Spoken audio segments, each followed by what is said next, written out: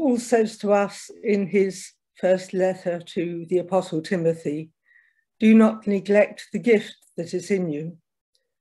Both Father Michael Fortounatto and Costa Carras had their own special gifts which they brought to the church. Father Michael was born in France of a Russian émigré family, a very devout family, and he was brought up with a good church life, where he gained an early appreciation of the music. And he was eventually to become internationally renowned as an expert in Russian church music. When eventually he came to London as a young adult, first of all, he came on visits to the Russian church in London and to talk to the choirmaster there. And he fell in love with one of the choirmaster's daughter, and they eventually married. So he came back to London with his wife, Mariamna, who had trained as an icon painter. And he became eventually the choirmaster and a priest at the Russian Cathedral in London. And that's where I knew him. His musical talents were enormous. One of the important things he did was to help translate the Slavonic text into English and then set them musically to the English text to the music. And he had a wonderful feeling for this. He really, he knew how to fit the words to the music and make it absolutely flow. And it was appreciated by everybody. He had wonderful pastoral gifts as well. He was a very caring priest, kind and generous in spirit, and especially he had an interest in the care and spiritual education of children. Sadly, he and Mariamna had no children of their own, but the church children became their children, as it were. One of the things he did was to set up a summer camp for the children. Now, he'd been to the summer camps, the Orthodox summer camps in France as a child, and they made a deep impression on him. So he tried to set up something similar in England, and they drew children from all over the country. They spent 2 weeks living in an Orthodox environment, which they often didn't have where they lived in isolated communities. They had services, they had religious education classes, and they also had a lot of fun and games, and they made great friends. And by the time my son went to camp, it was already being run by people who'd been campers a generation back, because they made lifelong friends at camp. They even married one another in some cases. The common language at the camps was English, because a lot of children didn't have any Russian ancestry. They came from convert families, or they were learnt speaking English in schools, even if they had Russian backgrounds. So the common language was English. In London, Father Michael set up a Saturday school for religious education, and he also set up family liturgies once a month in the small chapel in our parish house, where the children who'd been to camp could come together, and other children, small down to babies, could be there in an environment in the liturgy when there was a lot of noise, where nobody minded, and it was lovely. And after the liturgy, which began in Slavonic and then halfway through went into English, after that we had a communal meal, and then there were there was a lesson, and then games for the children. Games are always very important. One of the games that Father Michael had a lifelong love of was football. He used to say how he and his two young brothers played football in their flat in Paris when they were boys. And he also told of an occasion in London when he went to a football match with one of his friends in the parish. And he said in a mischievous voice how it was not so unlike being in church. He said, because there in front of him, there was the force of good battling evil, the two football teams on the pitch. And he said, and the people were shouting, Hallelujah. Well, actually, he said they were shouting Arsenal, his favourite team. But he had that sort of humour that was so much appreciated. After he retired to France with Mariamne, he lived close to his brothers. And for many years, when his health permitted, he travelled backwards and forwards to the St. Sourozh Institute and became a professor of musicology there. And he was also, from the 1990s onwards, able to go to Russia once a year and teach in the seminaries and monasteries there. He received my young son into Orthodoxy at a family liturgy. And at camp, he gave him a love of church music. He conducted the choir at his wedding to a fellow camper, and he was present at their daughter's baptism. So he had a very strong bond with our family. And I'd like to end what I say about him with a little story.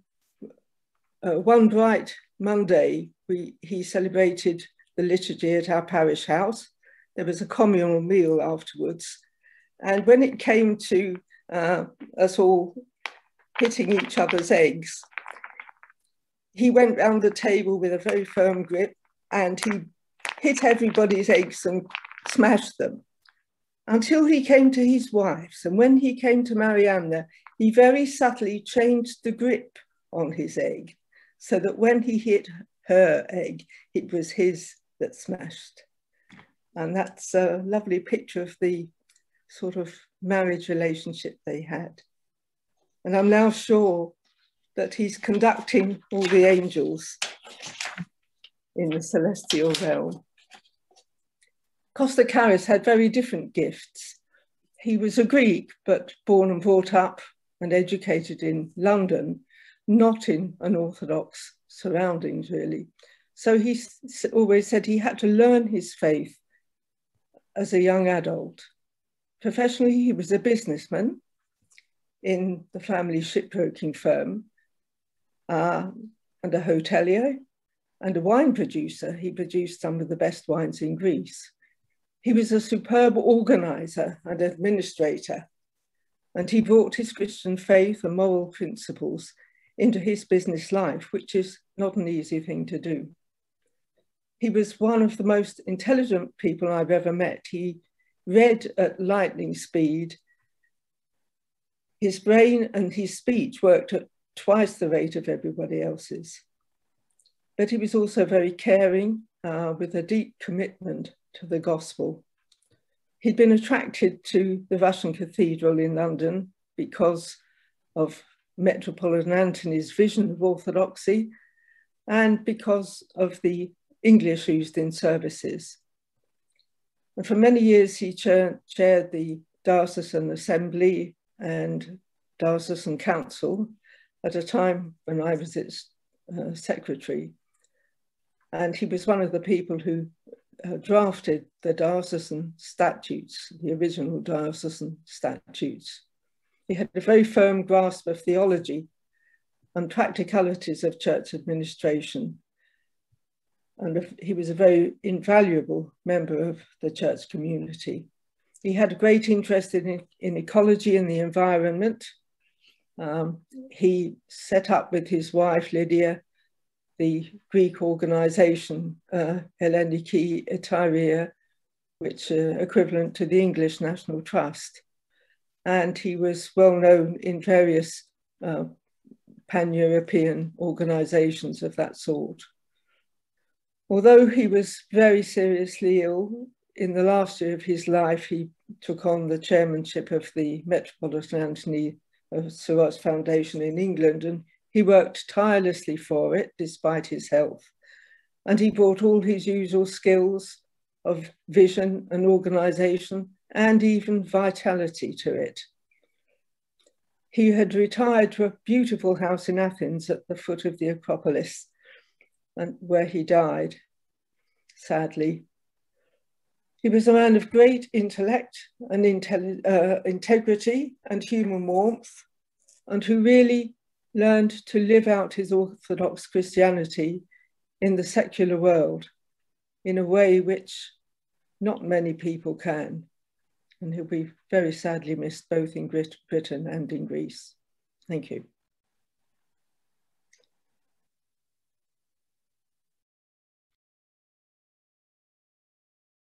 У меня англичан много в хоре. Это значит, что их нужно обучать русскому произношению. Языка они не знают, они только церковнославянский изучают по ходу дела, так сказать. Но что интересно получается, это то, что я слышу голоса не русские, то есть английские, значит. И вот они по качеству, когда они оглашают церковнославянскую речь, получается впечатление, что они говорят, то есть не говорят, а поют с прекрасным акцентом. Очень трудно распознать, что это англичане поют. То есть там некоторые дефекты получаются, но это небольшие. Например, у них буква «Л» твердой не бывает, она такая более мягкая. Это сразу слышно. Иногда буква «Ш» тоже мягче выходит, так чуть-чуть. Но в общей сложности у них очень хорошо. И что очень интересно, это то, что у них у всех, собственно, голоса мягкие. Мягкие – это значит, что когда поешь песнопение, то они способны петь очень нежно. Они поют так, что кажется, они с любовью как бы окутывают вас вот этим голосом, ничем не тревожа. У них вот такой подход спокойный очень. По сравнению с русскими голосами, у русских голосов больше напряжения есть. Больше напряжения, как будто в русском голосе больше силы. И так, наверное, и есть. Но вот я хочу такой вот контраст такой провести, что когда у нас появляются и русские певцы, и английские певцы, то смесь этого, если достигается, то она бывает очень такая щедрая, в том смысле, что там есть и крепость, там есть и нежность. И вот и мне кажется, что в церковном пении можно, допустимо, так сказать, эти качества использовать, потому что, мне кажется, в самом Евангелии есть нежность. И в самом Евангелии есть какая-то сила и крепость, и решимость. Так что мы не идем против канона, так сказать. Да. При том, что, знаете, когда, если говорить о нежности, о чувствах вообще, то чувство же происходит от смысла слов. Это серьезная материя. Когда ты поешь о распятии или поешь о воскресении, все-таки сердце иначе реагирует, сердце иначе радуется. И потому и в голосе это можно прослушать и изобразить. Вот эти настроения, которые в конце концов воспитывают душу. И это влияет очень и на молящийся народ, когда хор понимает, что поет. И вот этими оттенками, нежными или сильными, или какими-то решительными, это можно все провести.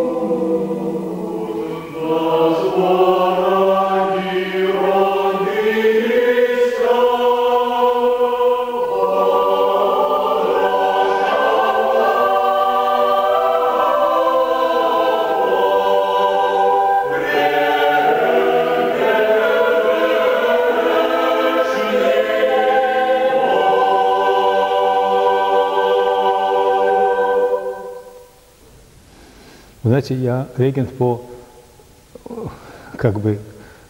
рождению. У меня эта музыка просто пышет из меня, как стихия. Я просто не могу без нее жить.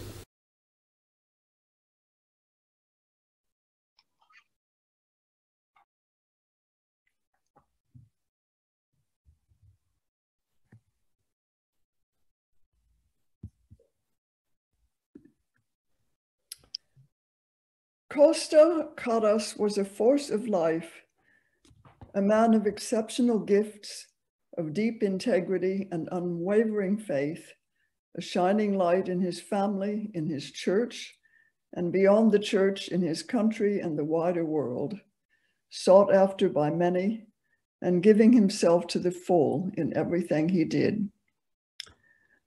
I first met him at Bishop Anthony's Cathedral in Ennismore Gardens, when he asked me to be minuting secretary to the Diocesan Assembly. This was a baptism by fire, as he taught me how to do the minutes with a ruthless exactitude and thoroughness that aimed not only to record decisions, but to record the history behind them for the sake of posterity. In my turn later on, I asked him to speak at the Diocesan and later the Metropolitan Anthony of Sourozh Foundation conferences, where he was unwavering in his support, even after he left England to live in his homeland, Greece. He was always generous to a fault in giving himself. His support for the Metropolitan Anthony of Sourozh Foundation, first as trustee and at the end of his life as chair when he was terminally ill, was an act of sacrificial love, honoring to the very last what had been given to him, to all of us, and to the world by Metropolitan Anthony. The support, strength, and love of his wife Lydia played a large part in this ability to give himself so generously to the world. Anyone who heard Costa speak will tell you about the brilliance of his mind. His perceptions came so quickly, with such lightning speed, that when he gave his wonderful talks, what to him was a normal, comfortable pace was sometimes far too fast for mere mortals to take it in. On one occasion, I got on my knees to plead with him to speak more slowly, so that the wealth of material he was sharing could be taken in by his listeners. He obeyed to the very best of his ability. But this lightning speed of his mind worked in our favor on other occasions. At the 2014 conference at King's College London, commemorating the centenary of Metropolitan Anthony's birth, he gave a talk on the Holy Trinity. It was just a minute.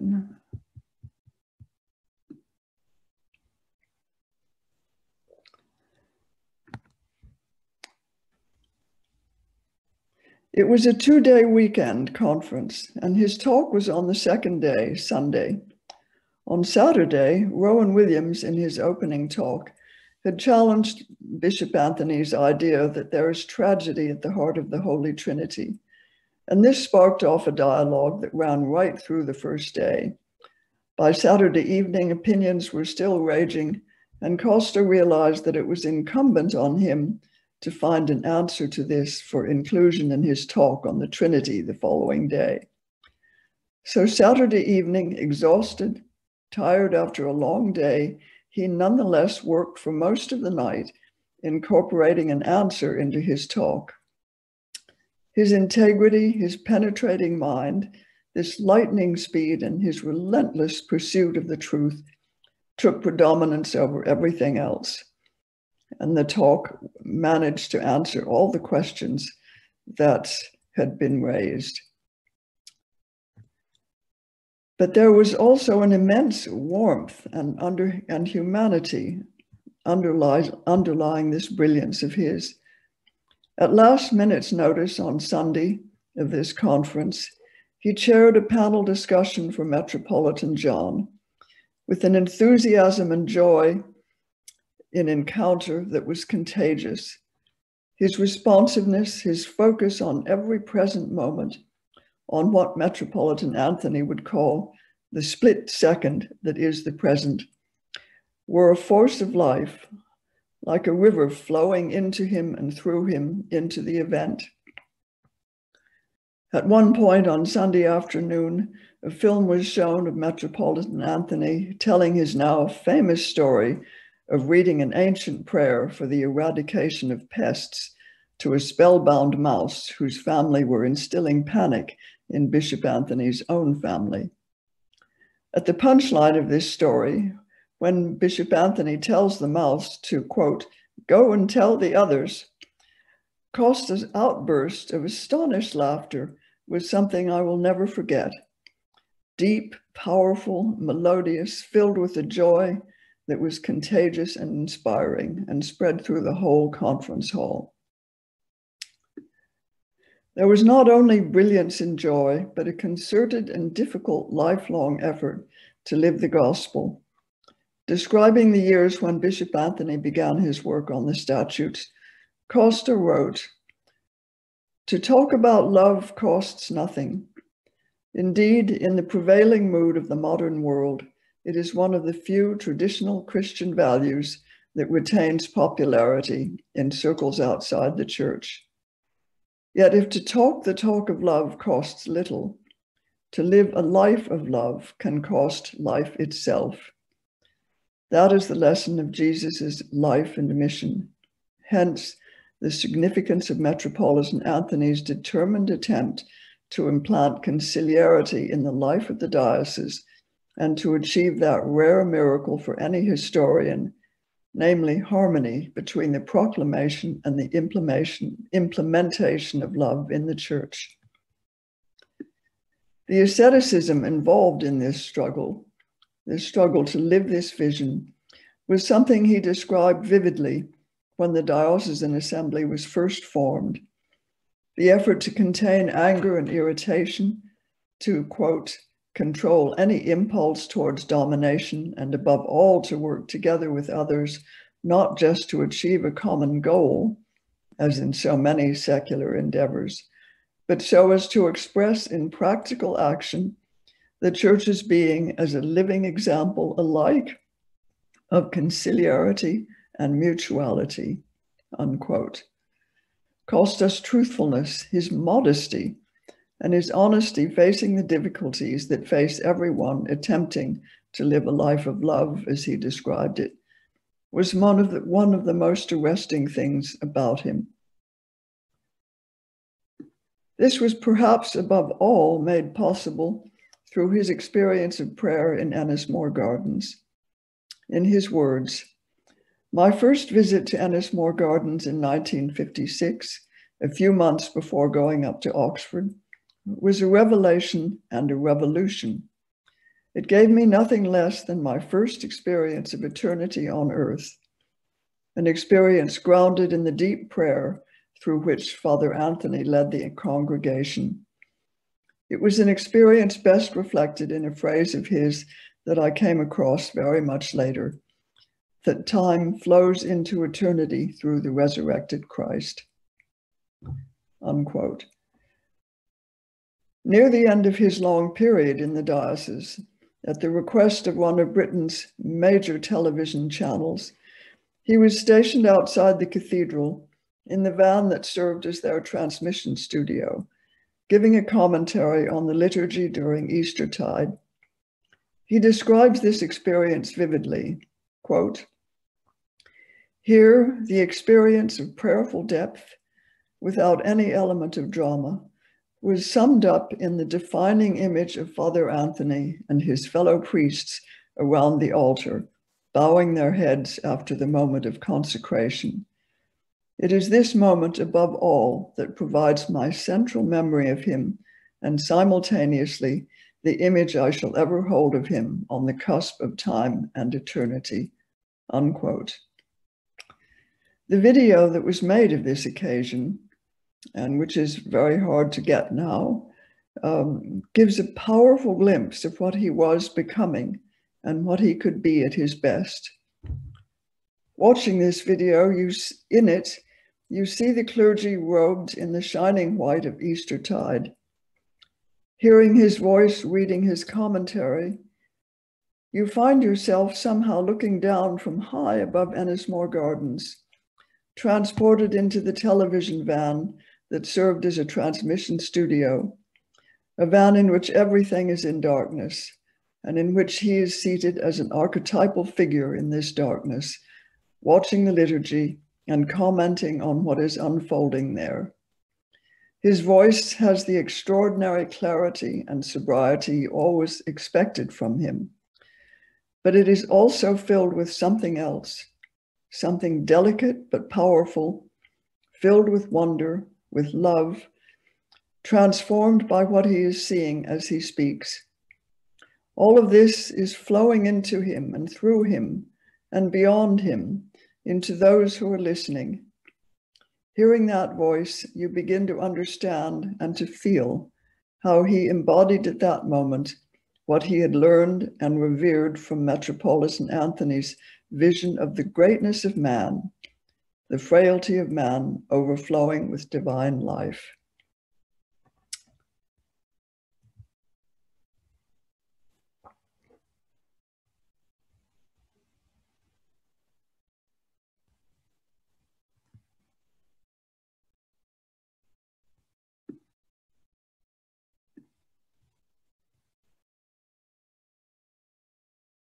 It's a great honor also to talk about Costa Carras, who I didn't know all that well, but I held him in the highest esteem for his brilliance, his integrity, and really his service to the church at every level. I mean, he was, I would say he was an icon of churchmanship, of what it means to be a baptized and chrismated member of the order of the laity, with full responsibility as such. And that, of course, is something that Bishop Anthony would often talk about.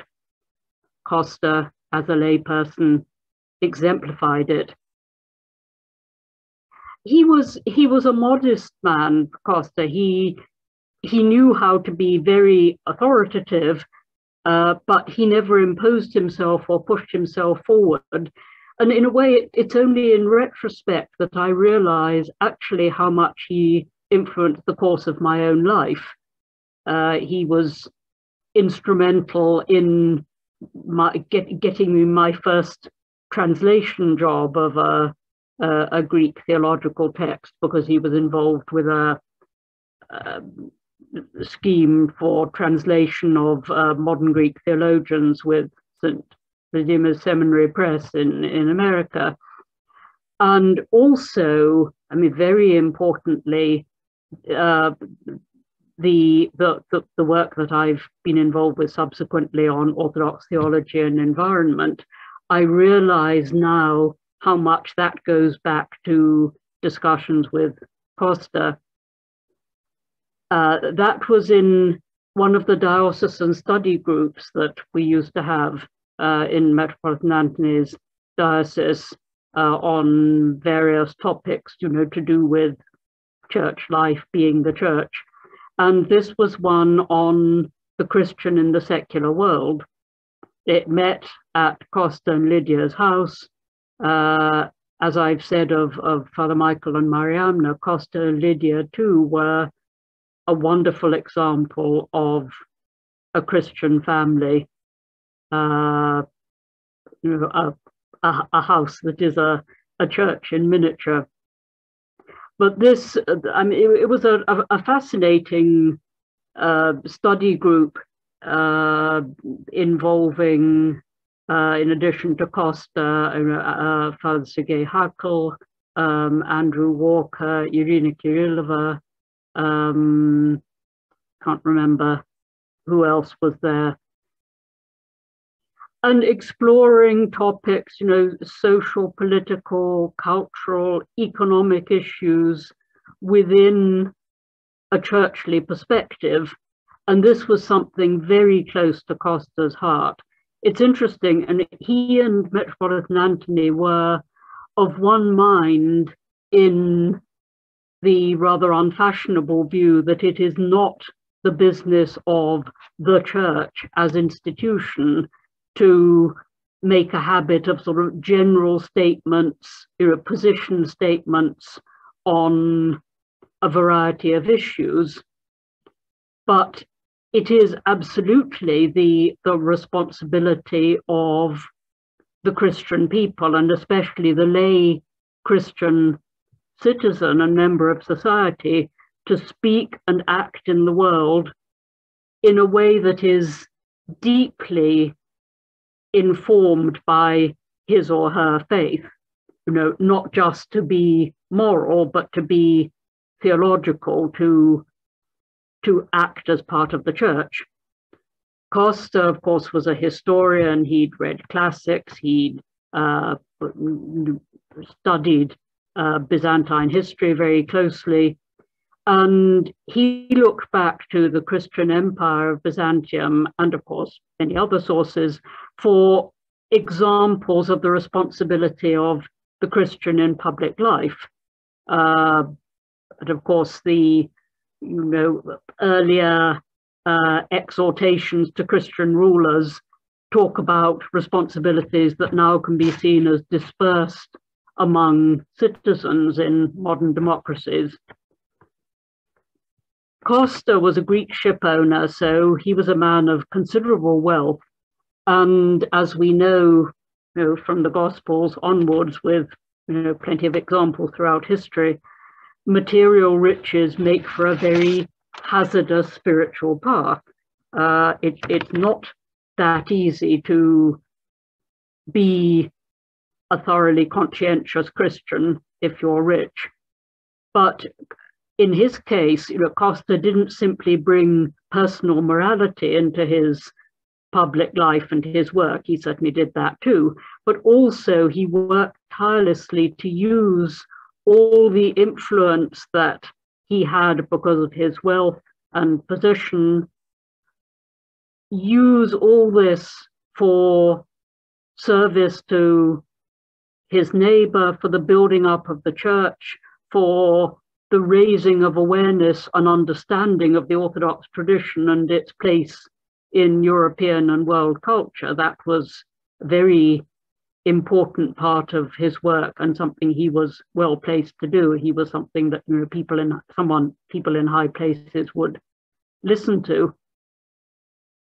So they had so many projects, most of which I don't know about, but they included, as I've mentioned, translations of Greek theological work and various other translation projects. I remember he and his wife Lydia, who did quite a bit of filmmaking, made a film about, a very good film about the Mount Sinai Monastery. They set up an organization for the conservation of church and cultural monuments in Greece, or trying to improve ethical and environmental practices in shipping. He was also involved working tirelessly, if not so far with much effect, to try to resolve the continuing division of Cyprus.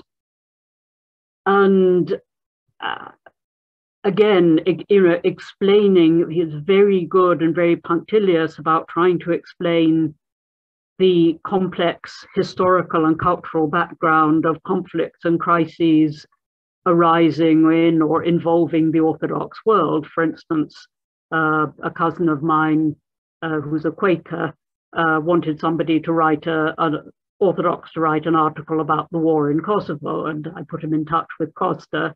So he tracked down Costa, who was in India at the time, I think, on a mobile phone, and Costa, immediately produced a highly competent and informed and balanced article.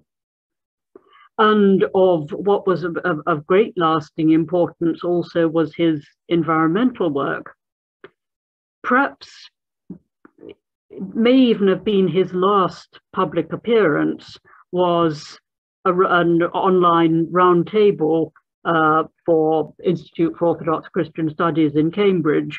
What has climate change to do with orthodoxy? This was last November, and although he was already quite unwell, Costa very kindly agreed to take part in this because he felt it was so important.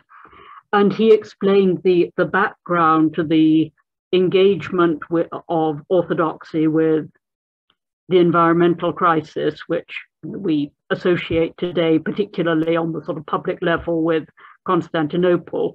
In a sense, this originated with Metropolitan Antony's diocese because Costa had long discussions about it with John Zizoulas, now Greek Metropolitan, but then a lay theologian teaching in Scotland.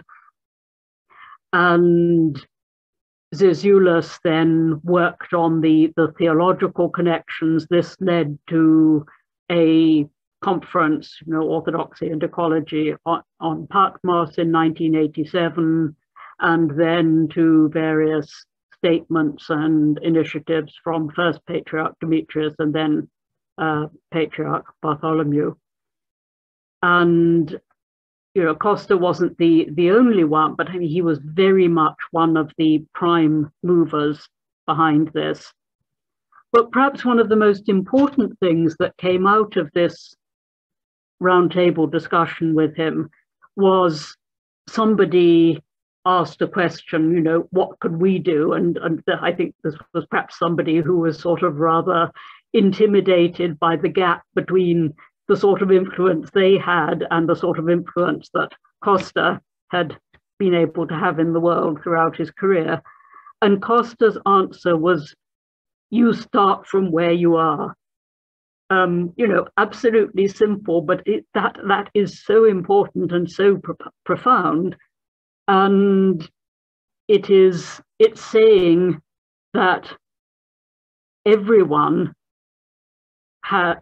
of us has a responsibility, a calling, and something we can do.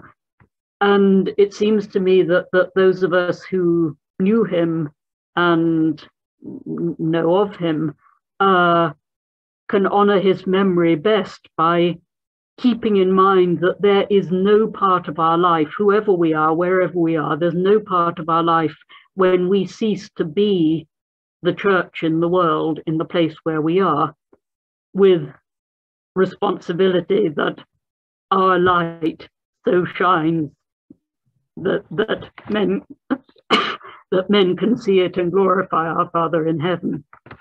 And thank you.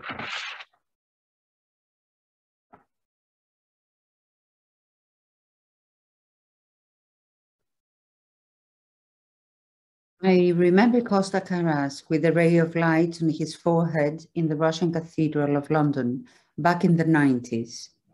Ennismore Gardens has been for me the church of my conversion to Christianity, the place where I became a conscious and an active believer, despite the fact I was born and raised in Greece. I found my way to Ennismore Gardens thanks to Father Alexander Fostiropoulos, who was serving as chaplain at my university at King's College, London. It was very strange to my eyes at that time that Greeks like Father Alexander and Costa Carras were so devoted to Ennismore Gardens and Metropolitan Anthony. I became one of them, a Christian converted to the faith in this diaspora church that had nothing to do with Greek Orthodoxy, but also little to do with any other national church. Of course, nationality and language and rituals were there, but superseded by the power of the faith of Metropolitan Anthony. With Costa, we have shared heaven on earth, the divine liturgy and the sermons of Metropolitan Anthony that linked our life to the gospel. It is hard to put into words this experience that changed our lives forever. I remember Costa's vibrant laughter that the first time I heard it made me think that this church granted us the feeling of joy and innocence of children who have found their long-lost father. It was an ethos that reared us and which would accompany all of us in our pathway, even after life took us far away from the cradle of Ennismore Gardens. Almost 10 years later, I found myself in Athens. I remember the afternoon when we were presenting a collector's publication of the Song of Songs with the late Angelos Delivorias, then director of the Benaki Museum, and actress Reni Pitaki. At the end of the event, Costa and Lydia asked me to become member of the board of the Hellenic Society for the Environment and Cultural Heritage. I followed the activities of the Hellenic Society for a number of years, always admiring how the seed, once sown at the cathedral, found its expression in every aspect of life.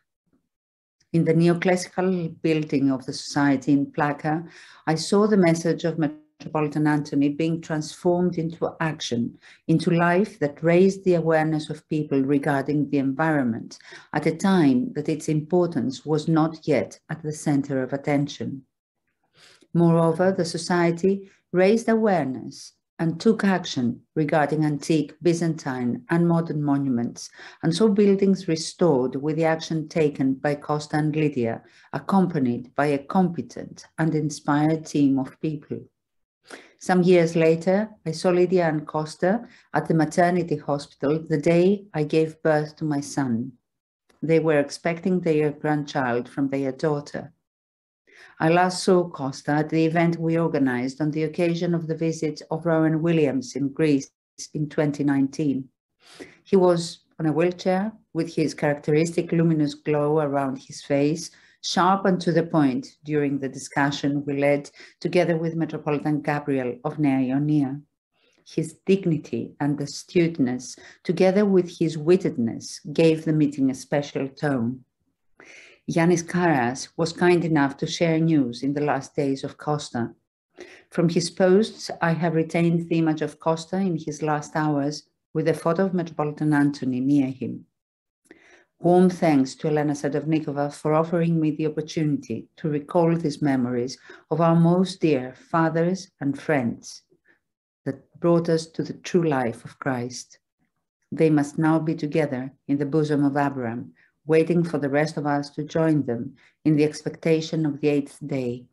In the meantime, let us all work to pass on the message we were fortunate to receive and the ethos of life.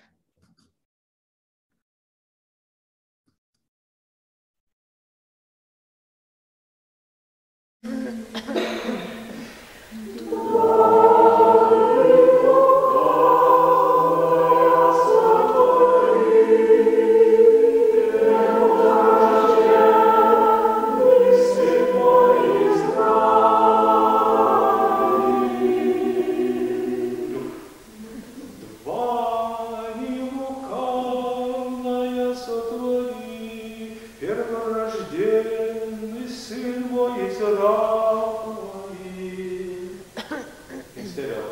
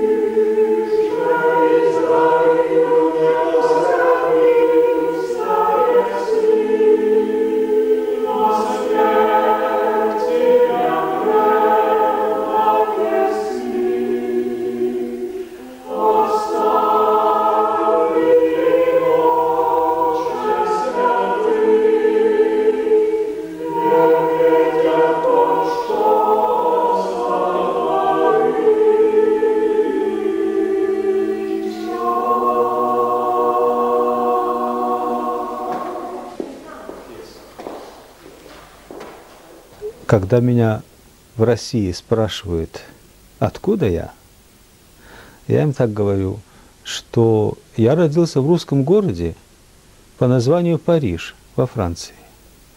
И всем понятно становится. Настолько много было русских в Париже. Ведь мы, молодежь, растущая молодежь в 30-е и 40-е годы, у нас друзей французов не было фактически. Мы все между собой дружили. Мы все лето проводили вместе. Мы в ту же церковь ходили.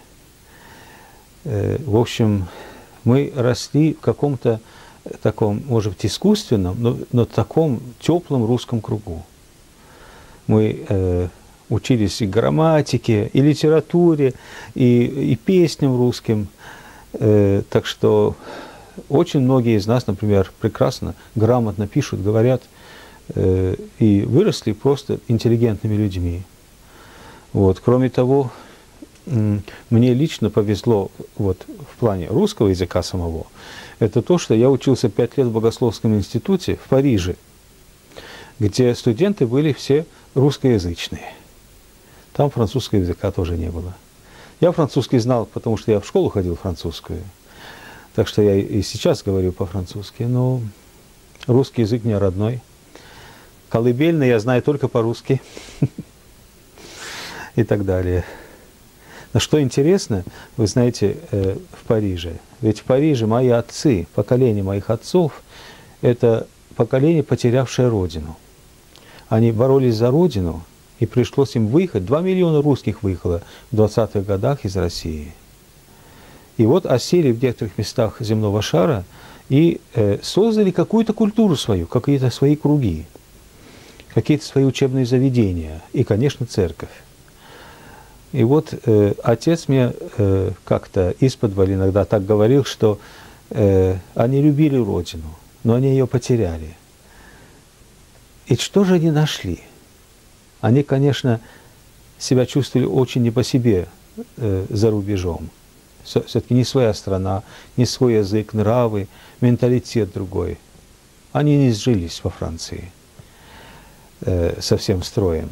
И вот он сказал так однажды, что потерявшие земную родину, в церкви они нашли небесное Отечество. Вот эта формулировка, она со мной живет всю жизнь, потому что я в ней нахожу то, что вот это предыдущее поколение нам оставило. Она нас воспитала в Боге. Мы все родились как бы и воспитались на клиросе в храме. Даже так смешно, знаете, вспоминать, ребята, что там они, так сказать, поймут. Но вот когда мне было 10-12 лет, я очень любил ходить в храм. Почему? Ну, во-первых, в храме красиво, в храме тихо, в храме хорошо. А после храма, сзади, во дворе, мы в футбол гоняли. Ну, все это смешивается, конечно. И любовь к храму, она осталась, конечно, на всю жизнь. И потом только, когда я уже вырос, определился в Богословский институт и проучился в этом замечательном учебном заведении, в котором еще вот в 50-е годы преподавали некоторые, самые последние уже, бывшие преподаватели русских академий еще. И вот эти старые учителя, они нам оставили такое наследие, которое нам позволило действительно вырасти как бы в разуме церкви, в традиции, в предании церкви. И это мне сейчас позволяет ездить в Россию и преподавать в семинариях. Вот видите, так возвращается все на круги своя.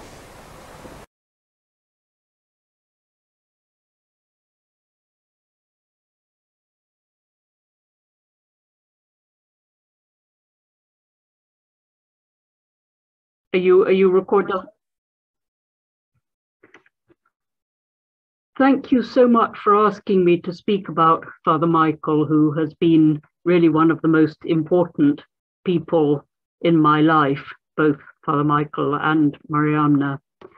It's, I would say, even in his death, it's a joy to speak of him and to think of him, because he was so much a person who radiated joy and someone who was always deeply concerned and saddened if he met somebody whose sorrow couldn't be reached by this joy that he was aware of. The first time I think I met him properly to talk to was after Nicholas Sernov died. So this was 1980, I think, in Oxford. And we were discussing the translations of one of the prayers for the departed, which was the first of many such conversations about liturgical texts, and illustrates very well his concern for the way the services were done, that everything should be done beautifully and in order to convey fully the meaning and to, yes. It was also, Nicholas Sernov's funeral was also the first time I sang with Father Michael. And then when I moved to London for 7 years, I'm eternally grateful that he allowed me to be in the choir despite being a thoroughly useless singer, because singing with him, the way he conducted, the way he sang and read, this was a complete education in theology, prayer, love of God, and also of an education in how to experience God's love. His singing, his conducting, like his personality, really conveyed this tenderness in strength. I think particularly of once when we were rehearsing a piece that many people listening will doubtless know, which is the Sedalion of the Sunday of the Prodigal Son, the Lvovsky setting. And you may remember there's that heart-wrenching, beautiful little cadence that I won't attempt to sing on the phrase, "Sogreshi Otche," Father, I have sinned. And I remember Father Michael turning to the choir and saying, you know, listen to that. Is this how you repent? And I think what he meant by that is this joyful sorrow, this joy and love and tenderness that should come through our repentance, that it shouldn't be something dark and despairing. And perhaps very fittingly, I actually learnt of his death on the Sunday of the Prodigal Son. So I went straight back and sang this hymn from, you know, a sheet of paper that was run off on a copying machine with all the notes and the words in his handwriting. And furthermore, that same hymn was sung in English after the end of Father Peter Scora's funeral, so has many resonances. Father Michael was steeped in the spirit of the Russian emigration, and particularly this idea of churchmanship, the sense that all life is to be churched, and also the sense of the church as sobornost, as a communion of love in which we all, clergy, laity, all together, bear one another's burdens. And earlier, I mean, he'd also had an interest in more theoretical questions of the church in the world. And he actually wrote a thesis for Oxford. I think this was on Nicholas Sernov's advice, an MPhil thesis on the theocratic state of medieval Novgorod.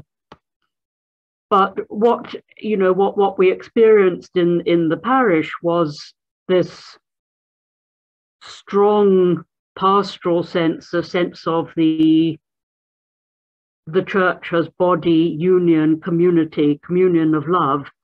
And he made great efforts to build this sense of the church as community in London. Well, you know, in any big city, people are very scattered. It's quite difficult to do that. And again, when in the 90s, when there was quite a big influx of new parishioners from Russia, he's put an enormous amount of time and thought and effort into trying to convey this sense of churchmanship. I mean, to teach basic theology also, but also the integration of theology, worship, Christian life. And to some people, I'm sure, you know, this was a wonderful revelation, but it was quite a difficult task dealing with a lot of people, you know, many of whom had absolutely no church background.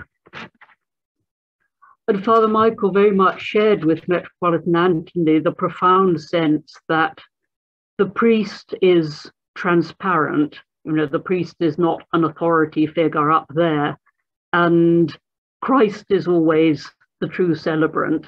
I know Bishop Anthony would say this. I remember Father Michael once saying it to a school group he was showing around the church. And again, something that Bishop Anthony said and Father Michael really exemplified, all the priest does is to lend his hand and his voice. And this was very clear when, all too rarely, Father Michael would celebrate the liturgy. And of course, in singing, when, you know, his was a very beautiful voice objectively, but it was so clear that he was lending it to God and to his glory, because as we know, you know, even liturgical singing can often be about the singer. His never was. He had such a strong sense that the music serves the text, the words, which means that it serves the prayer. It serves the prayer of the church. And that was a point of deep accord with Metropolitan Anthony, who, of course, despite being Scriabin's nephew, loved to boast about how unmusical he was. I remember once at a diocesan conference, Father Michael was, of course, conducting the choir, and he showed me a note that he had sent to the bishop who was celebrating, saying, "Oh, we're a bit pressed for time. Do you mind if we cut some of the canon?" And the bishop had written back, "No, I never liked canons anyway." And Father Michael showed this to me and said, "Oh, you see what I have to put up with." But this totally liturgical, theological approach to singing was something that he strove with great dedication to convey to his own choir in London, other choirs around the diocese, and also in the 90s, Russian choirs and choir directors in many parts of Russia and in Belarus, Metropolitan Filaret, gave him great support and was very keen to use his teaching skills. And but with these people, you know, these new choirs in Russia, it was the opposite of the usual problem with parish choirs, where you have, you know, devout parishioners who are very shaky on the music. You know, he was dealing with people who are superb musicians, but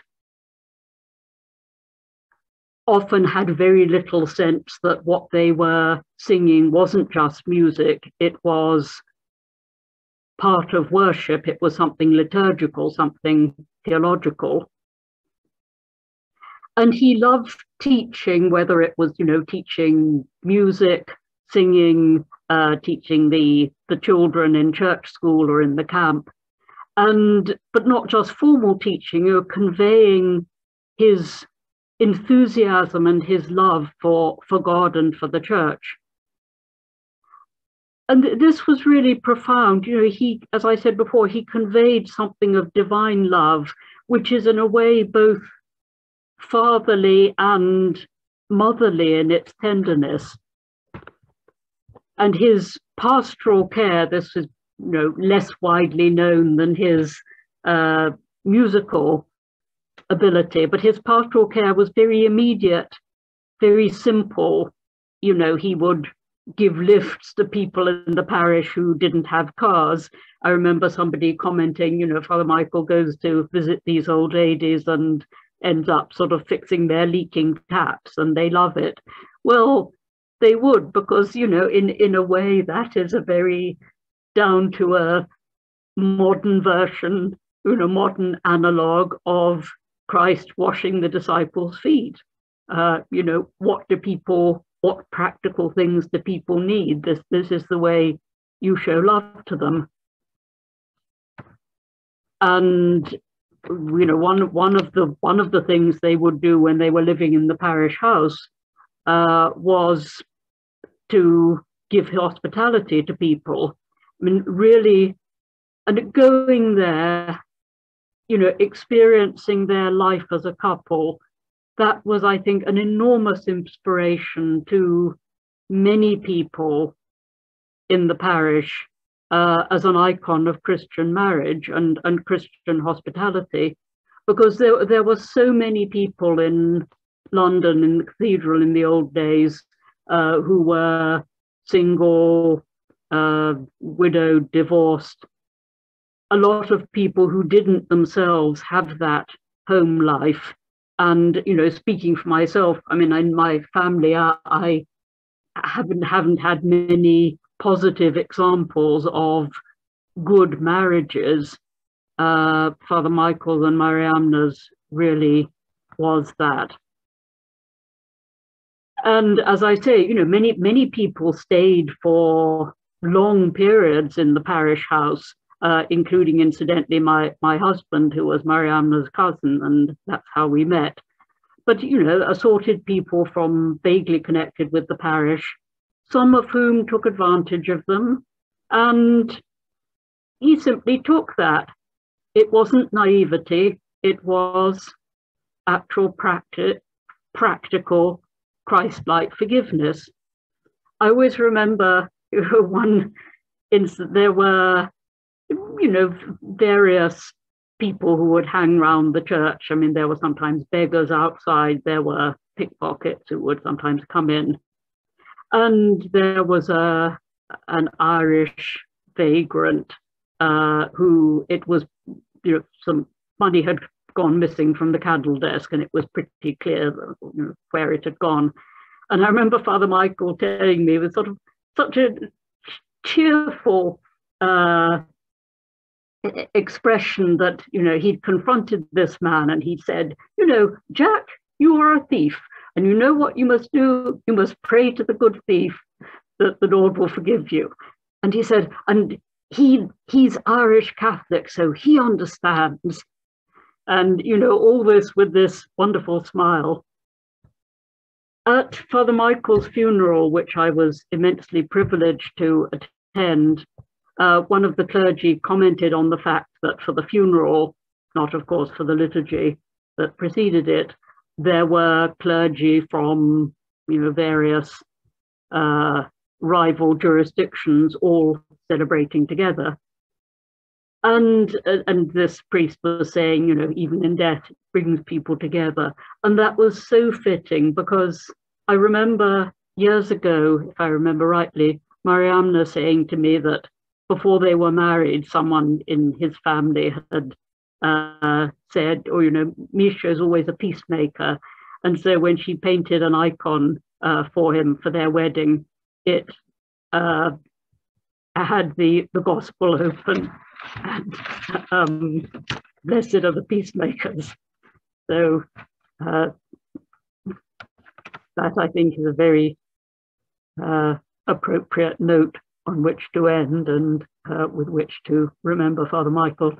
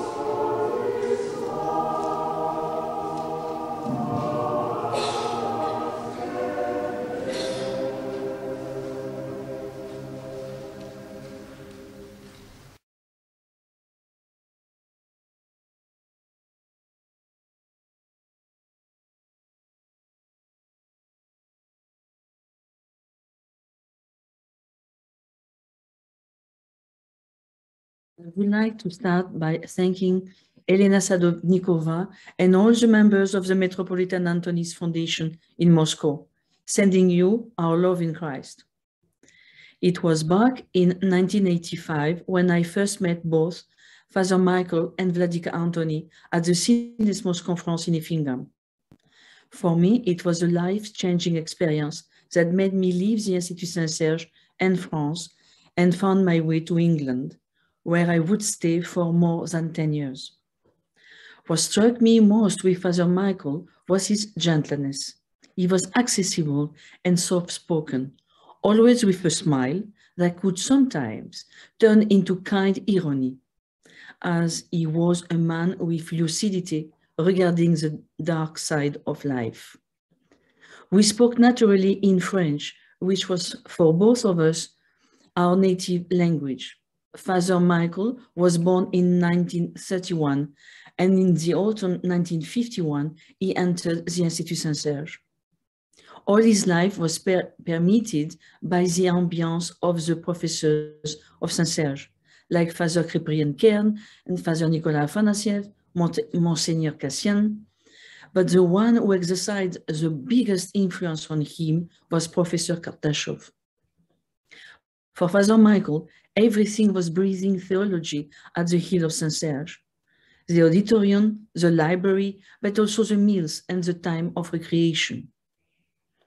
It was a time when people were really poor, sleeping under the church near the lecture room with very few commodities and provisions. But their life was devoted to prayer, liturgical life, and theology. Father Michael had a unique experience of liturgical singing from Nicolae Sorgin, choir master and teacher of liturgicology at Saint-Serge. Nicolae Sorgin continued the legacy of his father and took it a step further. They have turned toward the roots of the Russian liturgical tradition, bringing back to action monophony. Father Michael was called by Vladika Antony to join the Cathedral of Ennismore Garden, and from this post, he has worked out a sober polyphony that was characteristic of the heavenly atmosphere of Vladika Antony's church. Most importantly, he managed to adapt the English translation of the liturgy and the services in the Russian melismatic tradition. At my first appointment with Metropolitan Antony in London, I called and told him how lost I was as a newcomer in London. He appeased my worries and sent me to the house of St. Basil's at Notting Hill Gate, which was a house of the Fellowship of St. Alban and St. Sergius, founded by the Zernovs. Hundreds of people have lived through the years in the house of Nicola and Militsa Zernov, both in London and Oxford. With Father Michael having organized everything, I arrived at St. Basil's house, where I met the General Secretary of the Fellowship at that time, Elizabeth Brière-Theokritov, that was to become and remain a dear friend. During my years in London, I was among the fortunate people who spent time discussing with him various aspects of Christian life. I was greatly impressed by Father Michael's wonderful relationship with his wife Mariamna, the one dedicated to church music, the other to iconography. One thing that was of utmost concern for Father Michael was the transmission to the new generation of the treasures discovered and experienced in his educational and liturgical life. I last saw him in Paris at Saint-Serge after Vladika's departure. He took me and Nikit Tsironis in his arms and said, "You see, my friends, our Vladika is no longer here, but we are still united." I want to share two photos with you. One of Nicolae Sorgin, teacher of Father Michael at Saint-Serge, with the church choirs in the 50s, and another one of Father Michael, the way we will remember him. May his memory be eternal.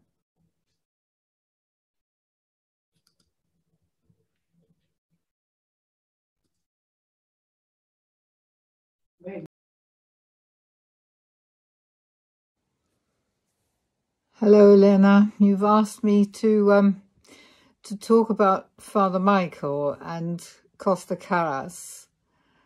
Father Michael accompanied most of my Orthodox life until he went to live in France.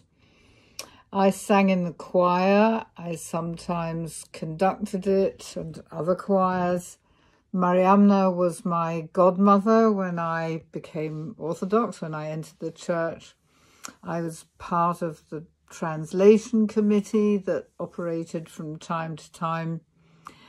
And he was sort of always there, really, somewhere until they left. He brought me communion when I was ill in hospital. The first time that I met him was when I was a student, or I became a student at the Royal College of Music in South Kensington in London. And I'd been advised to go to the lectures of Bishop Anthony, which took place in London from time to time. And so I found out that his church was literally round the corner from the Royal College of Music, where I was a student. So one Monday night, I remember it was, in 1969, it was winter, very dark, December probably, something like that. I went to look for this church and the back door was open, and out of it I could hear faint sounds of singing. And so I went in and I saw this large expanse with no pews. And at the far end, another door was open with light and singing coming out of it. And Father Michael was conducting a choir practice.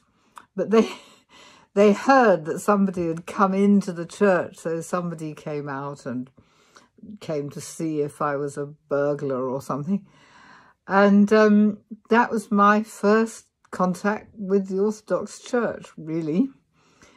And eventually I joined the church and I was singing in the choir and things like that. And as it happened, Father Michael lived in the parish house at the time. Oh, did he? Yes. Maybe he was still living in the back of the cathedral. I don't remember. Anyway, I came upon him sitting at the piano, setting a church text to music.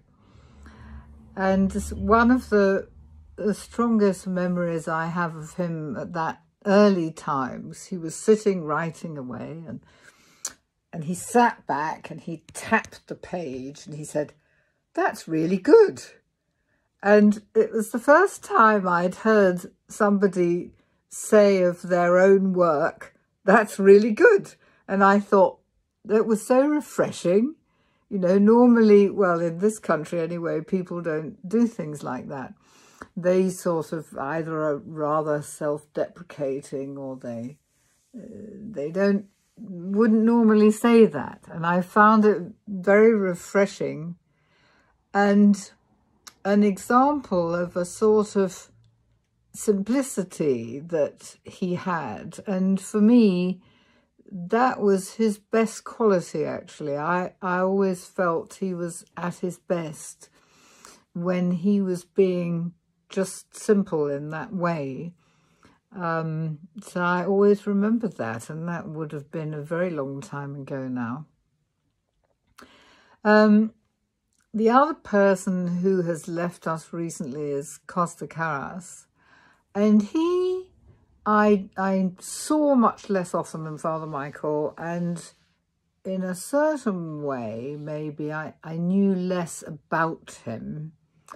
I met him usually at the Diocesan Assembly because he was the chair, the president of the Diocesan Assembly.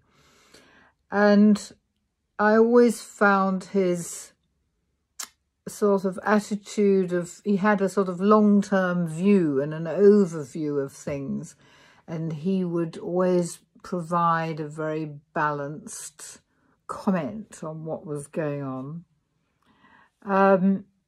I didn't normally otherwise meet him very much because my work and his work never crossed except in the church context.